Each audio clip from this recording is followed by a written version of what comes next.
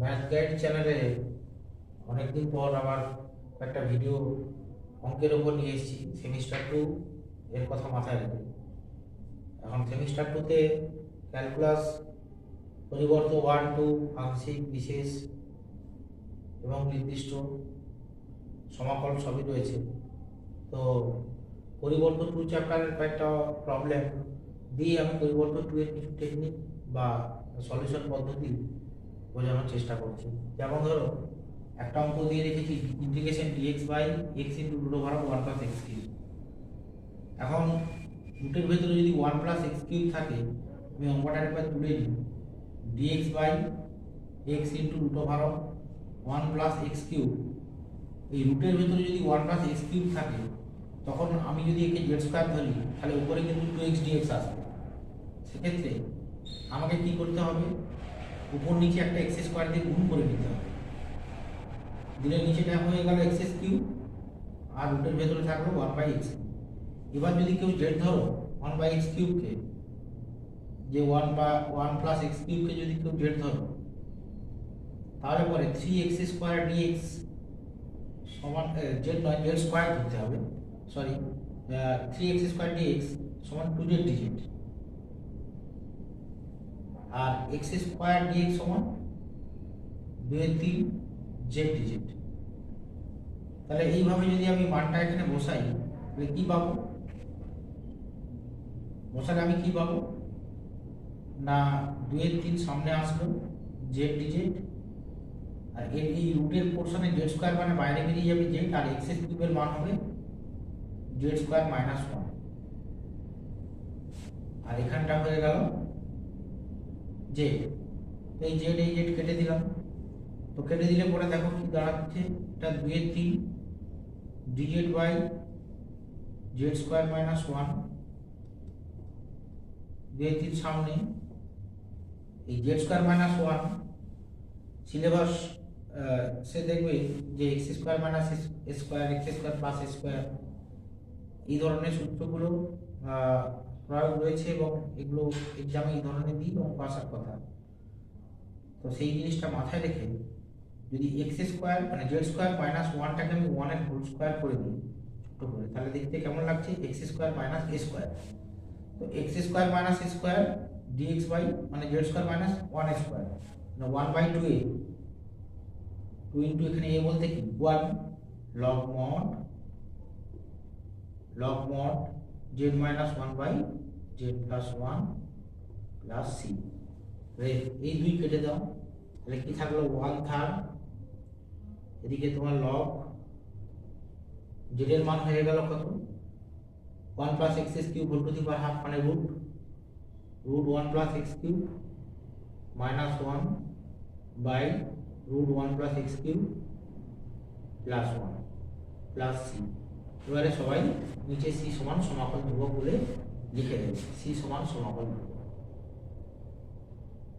সমাকলন ধ্রুবক।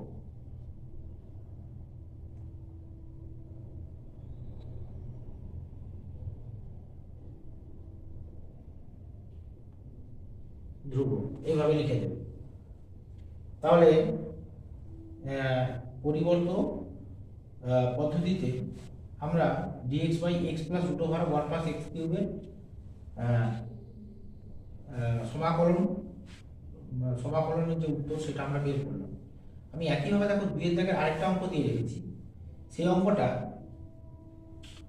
আমরা যদি পরের পার্টে করি, এইভাবে এখানটায় করি, তাহলে কি হবে?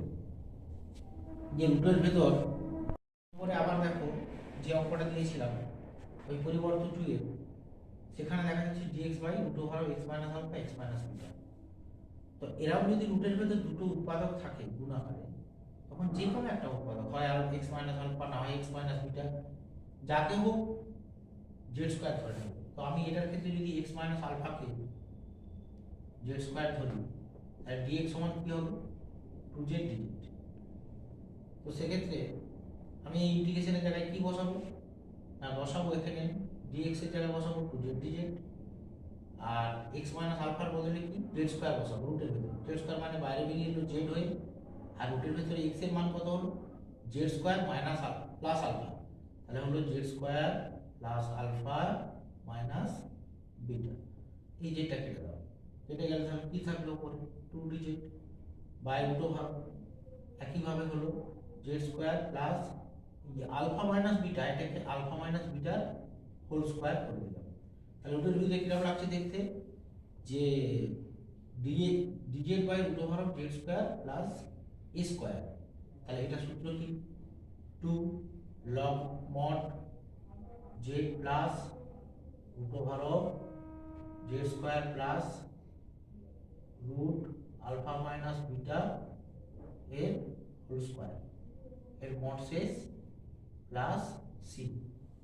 তাহলে এখন জেড এর মান কত, রুট ওভার অফ এখান থেকে নিলে এক্স মাইনাস আলফা, তাহলে 2 log root x minus alpha plus এই জেড স্কোয়ারের মান যখন তুমি বসাবে তখন কি বসবে এক্স মাইনাস আলফা, আর এই রুটটা স্কোয়ারটা উঠে গেলে x minus alpha plus alpha minus beta, তার মানে আসলে থেকে যাচ্ছে কি x minus beta plus c, যেখানে সি সমান সমাকলন ধ্রুবক।